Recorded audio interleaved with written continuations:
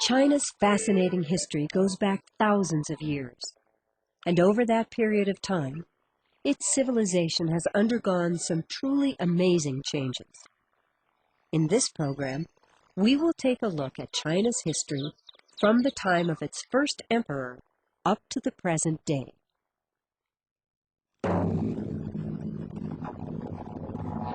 China takes its name from its first emperor, Qin Shi Huang, who conquered 6 kingdoms to create the Empire of China over 2 centuries before the birth of Christ.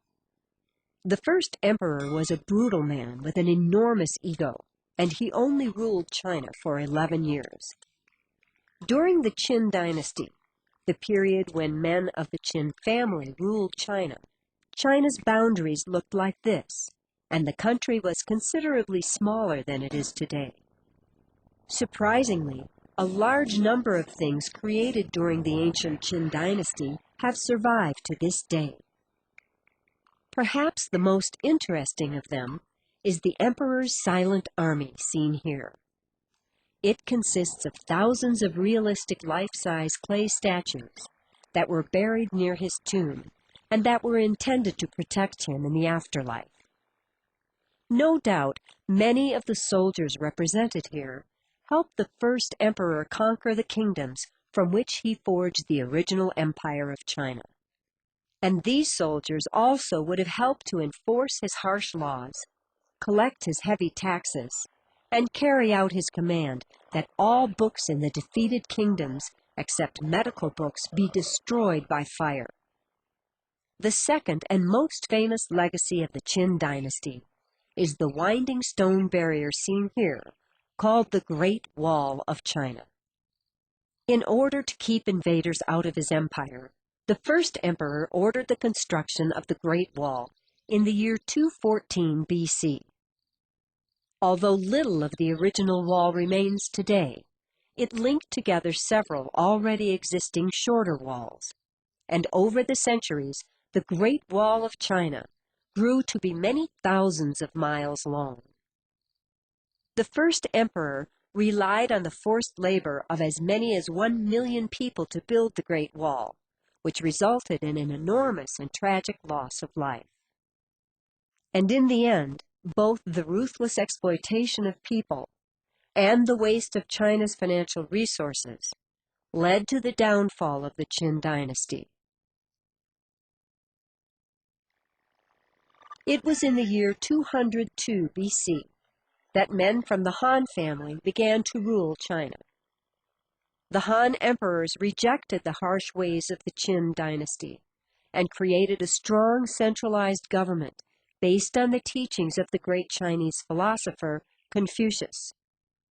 During the Han dynasty, China conquered lands to the north of the Great Wall, and the nation's territory more than doubled in size, while its population increased to 50 million people. And during the Han dynasty, the arts and sciences thrived, paper was invented, and Buddhism reached China from India. Also at this time, an overland trade route that came to be called the Silk Road was established that linked China to the distant lands of the Roman Empire. Because during the Han dynasty, Rome became a leading world power by overthrowing the great empire of ancient Greece, by conquering Egypt and the rest of northern Africa, and by conquering vast parts of Western Asia and Europe as well. It was also during the Han dynasty that Christianity spread rapidly across the Roman Empire. And it is interesting to note that whereas the powerful and sophisticated European civilization of ancient Rome was at its peak during the Han dynasty, at the same time, an equally high level of civilization and tremendous political and military power existed in China, too. Nevertheless, rivalries among the emperor's relatives and high government officials brought about the collapse of the Han dynasty in the year 220 AD. After the fall of the 400-year-old Han dynasty, strong centralized government vanished in China, and the Chinese Empire split up into separate states that battled one another for nearly the next 4 centuries. However, it was during the era of the Warring States that Buddhism spread across China. In Europe, the powerful Roman Empire split apart as well, and then in 476 A.D., uncivilized barbarians conquered Rome. Thereafter, European civilization entered a period called the Dark Ages, when learning and artistic achievement declined. While during this same period, far away in North and South America, certain native civilizations built fabulous cities and thrived. But of course, at that time, the people of Europe and China were still completely unaware of the existence of those 2 continents. Strong centralized government finally returned to China in the year 581 A.D., when emperors from the Sui family reunified China. But 37 years later, a revolt of the Chinese people ended the Sui dynasty, and the first in a long line of Tang emperors began to rule China. Under the Tang rulers, the government of China became very highly organized, and more difficult tests were required of those who wished to work for the emperors. And during this era, the capital of China was the great walled city of Xi'an, seen here. However, this city was much more than just the headquarters of the imperial government. It was a thriving center of international trade as well. That was because Xi'an was where the Silk Road to Europe began. And it was from here that during the Tang Dynasty, and even earlier, camels were loaded with bales of silk and other valuable goods for a long, treacherous journey west. The Silk Road actually consisted of several different trade routes, but the main route from Xi'an ended in the cities of Tyre and Antioch on the Mediterranean Sea. It is important to note that it was during the Tang Dynasty that Arab traders who traveled the Silk Road helped spread the brand new faith of Islam across Asia to China. Silk is a very fine type of cloth that has played a surprisingly important role in history, because from the days of the Roman Empire, and for many centuries thereafter, little or no silk was produced in Europe, and most silk arrived in the West from China in small quantities on the backs of camels. This made it both a rare and very valuable item of trade. Today, the age-old process of making silk begins by raising silkworms on the leaves of mulberry trees. Eventually, the silkworms, which are actually caterpillars, spin cocoons like those seen here and start to develop into moths. These cocoons are processed to loosen the silk threads. Then special machines unwind the cocoons and collect the threads. After that, the threads are usually colored with dyes and woven into finished rolls of cloth like these. The lucrative trade in silk was barely affected when a series of military rebellions drove the Tang emperors from the throne. The collapse of the Tang dynasty caused China to break apart into 5 kingdoms that were eventually reunited by a new emperor from the Song family. During the Song dynasty, that began in the year 960, the system of government examinations started by the Tangs became firmly established, and these exams dramatically shifted power away from the aristocratic families to the people who were the most gifted. Also, Neo-Confucianism, a philosophy that combined elements of Taoism, Buddhism, and Confucianism, was officially adopted by the Song dynasty, a policy that all the later dynasties of China would come to support.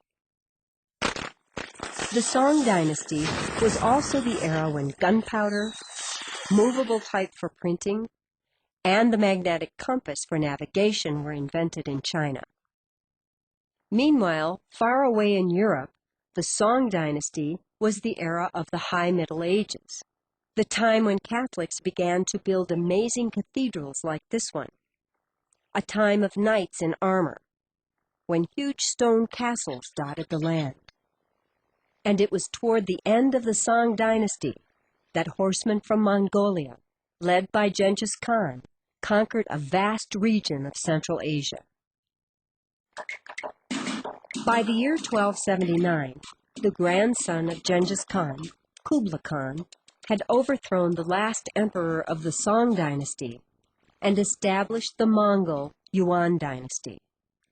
It was during the Yuan dynasty that China achieved its maximum size by being united with the Mongol Empire of Genghis Khan. And it was also during the Yuan dynasty that a man named Marco Polo became the first European to write a book about China. Marco Polo came from Venice, a rich and powerful Italian city-state that controlled a mighty trading empire. In fact, nearly all of the luxury goods that reached the West on the Silk Road ended up being carried to Europe on Venetian ships. As a result, Venice pretty much controlled the prices of those goods.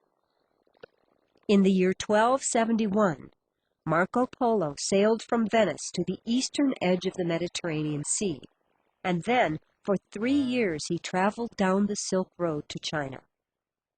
After spending nearly 2 decades in that country and getting to know Kublai Khan quite well, Marco Polo returned to Venice, loaded down with valuable treasures from the emperor as well as a letter to the Pope.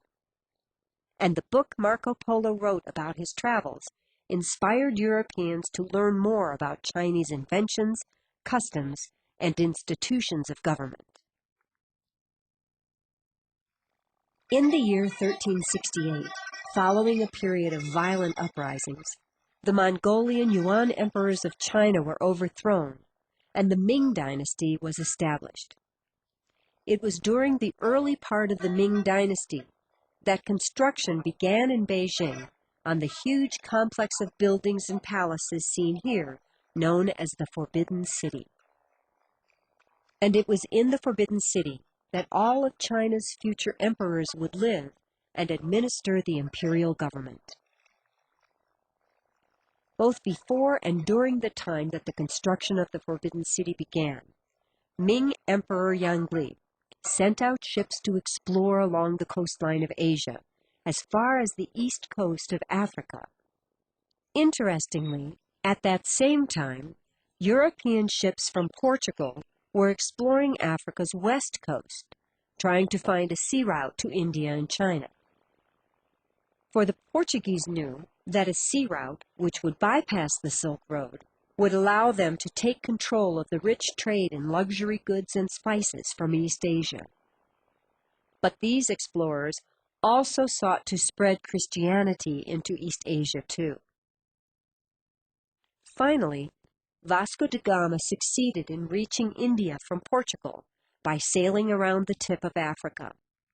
And 16 years after that, Portuguese explorers and the Catholic missionaries they brought with them reached the port of Canton in Ming Dynasty, China. The Ming Dynasty was brought to an end in 1644, when forces from Manchuria, to the north of China, conquered the great Chinese Empire. The Manchurians were the founders of the Manchu, or Qing dynasty. They had their own language and believed themselves to be superior to the Chinese. Nevertheless, Manchu emperors actively supported Confucian values and traditional Chinese culture. The early part of the Qing dynasty was a time when colonization by European nations was still rapidly expanding around the world. In fact, when that dynasty began, English colonists had only recently settled along the east coast of North America. Much later in the Qing dynasty, ships regularly sailed from North America to trade with China. For example, in the 1830s, trading ships would sail from Great Britain's Fort Vancouver on the west coast of North America to Canton in China. At this outpost, ships were loaded with valuable furs, which were in great demand in China. In China, the furs were traded for items such as Chinese pottery, silk, and tea that were shipped back to Great Britain and sold for a profit. But the Qing emperors put severe limitations on trade that angered the Europeans and eventually led to armed conflicts and invasions. The Europeans forced the emperor to open up more ports to their ships, and the emperor had to agree to turn the Chinese city of Hong Kong into a full-fledged British colony.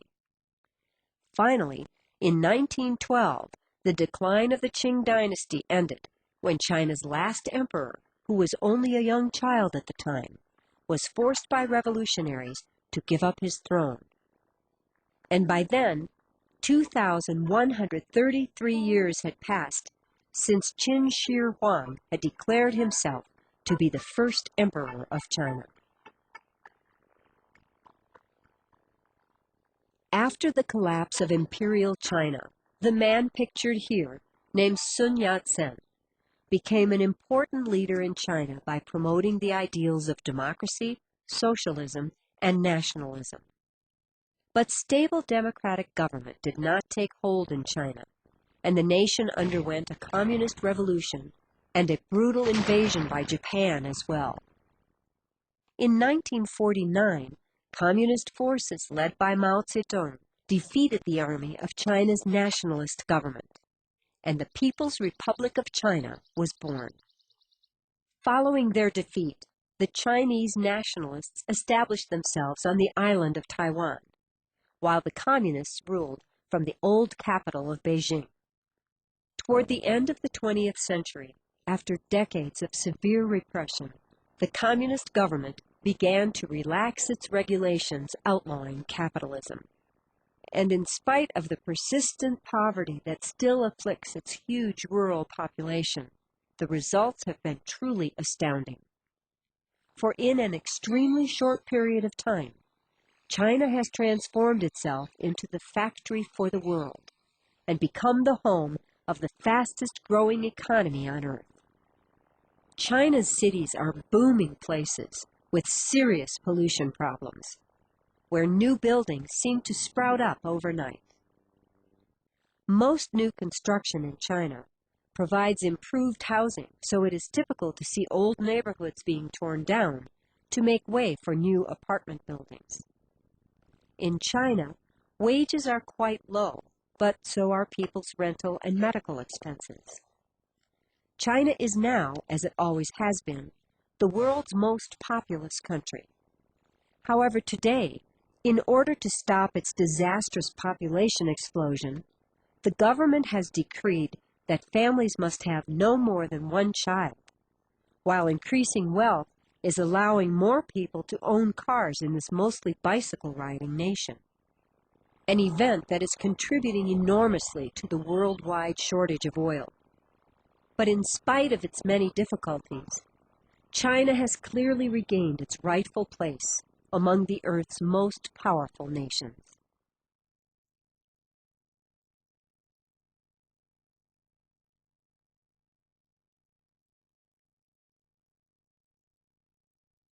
True or false? The first Chinese emperor ordered the construction of the Great Wall of China. True or false? The original Silk Road linked China to the Roman Empire. True or false? Mongolians ruled China during the Ming Dynasty. True or false? Spain was the first nation to find a sea route from Europe to East Asia. True or false? Sun Yat-sen led China's communist revolution.